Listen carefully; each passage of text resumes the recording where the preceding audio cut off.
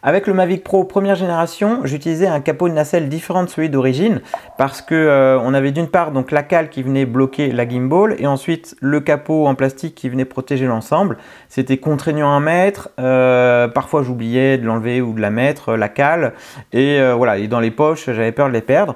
Du coup, quand le Mavic Pro 2 est sorti, je me suis dit je vais attendre un petit peu, il va bien y avoir des accessoires justement qui vont simplifier un petit peu la mise en place de ce capot de nacelle parce que c'est pas super évident à mettre, enfin même si on y arrive, c'est pas super pratique. Donc du coup, aujourd'hui je teste donc les trois capots de nacelle, les trois protections de nacelle. Donc on a le Polar Pro qui est à 25 €. On a une protection en plastique sur eBay que j'ai trouvé à moins de 5 € je crois. Et le capot d'origine, et on va voir un petit peu la différence entre les trois. Alors première chose, c'est celle d'origine. La protection d'origine, elle est en deux parties, dont une amovible. C'est voilà, c'est ça qui est un petit peu embêtant à mettre, c'est qu'il faut glisser la protection en dessous. Donc il faut déjà bien mettre la caméra bien droite, bloquer la caméra, et ensuite on vient refermer en basculant les ergots dans les emplacements et on vient appuyer. Donc là, elle est bien mise. La caméra, on l'entend, elle bouge un tout petit peu, mais globalement, elle est très bien protégée.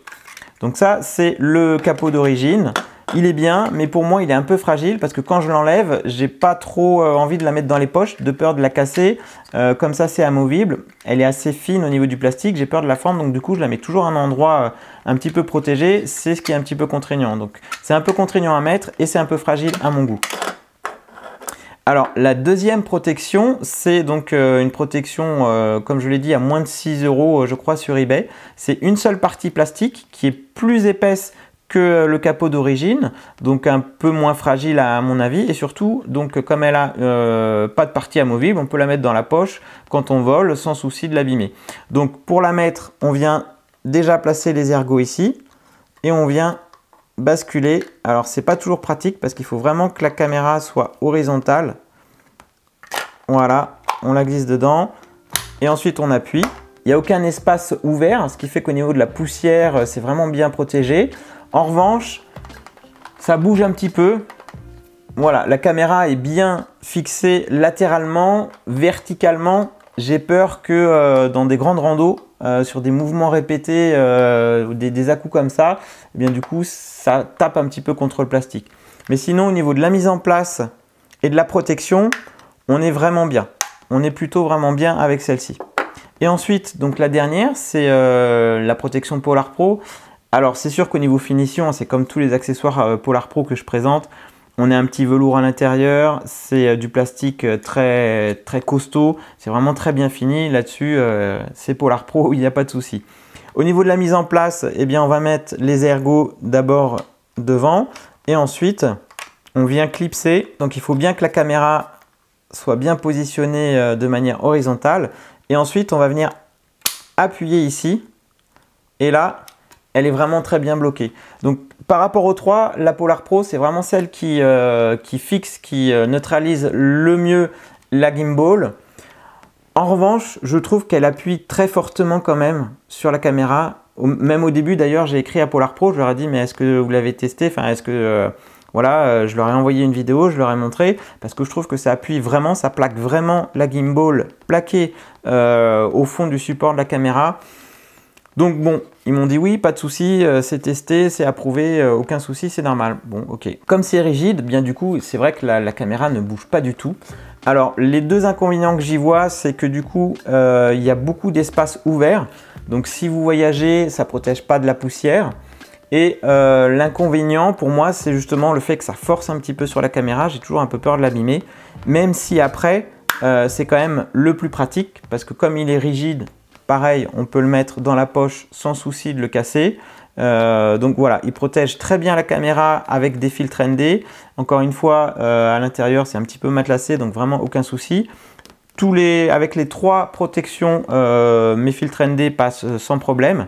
Alors au final, c'est vrai que la Polar Pro est très solide, très bien faite. On peut la mettre dans la poche, donc ça c'est vraiment l'argument principal. Elle est très efficace. J'y vois deux inconvénients, c'est le fait qu'elle soit ouverte sur les côtés. Du coup, bah, moi j'aime pas trop si je vole là où il y a du sable ou de la poussière. même si j'ai le drone dans une sacoche au moment où je le sors ou je le pose. Je préfère que ce soit protégé. Et voilà, deuxième aspect, c'est que je trouve que ça force un peu sur la caméra. Donc bon, et en plus elle est assez chère, elle coûte 25 €. Donc elle est très pratique, mais pour moi ça répond pas forcément à mon besoin. Celle-ci à moins de 6 € est plutôt pas mal parce qu'elle protège vraiment l'ensemble de la caméra au niveau des poussières. En revanche, la caméra bougeotte un petit peu à l'intérieur, donc l'idéal serait peut-être de mettre un petit scotch molletonné, on va dire, à l'intérieur pour fixer un peu plus la caméra. Du coup, là, ça peut être intéressant. Mais à l'usage, je vais continuer, je pense, à utiliser celle d'origine parce que même si elle est en deux parties amovible et un peu fragile, je trouve que c'est le meilleur compromis protection-usage.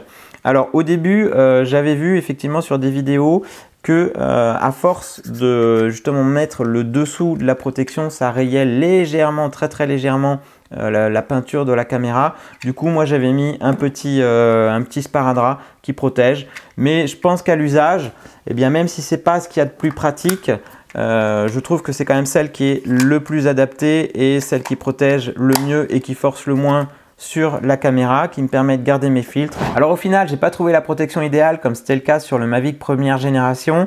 Ces trois protections ont des arguments. L'idéal, ce serait d'avoir un mix des trois.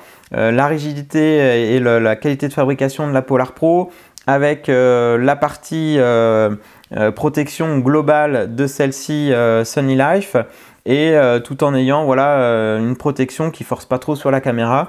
Il faudrait un mix des trois, mais bon, moi je ne l'ai pas trouvé. Si vous utilisez une autre protection, si vous avez trouvé une protection plus efficace que celle d'origine et qui protège bien sans forcer sur la caméra, n'hésitez pas à les partager dans les commentaires. Et moi, d'ici là, je vous dis à bientôt pour une prochaine vidéo. Ciao!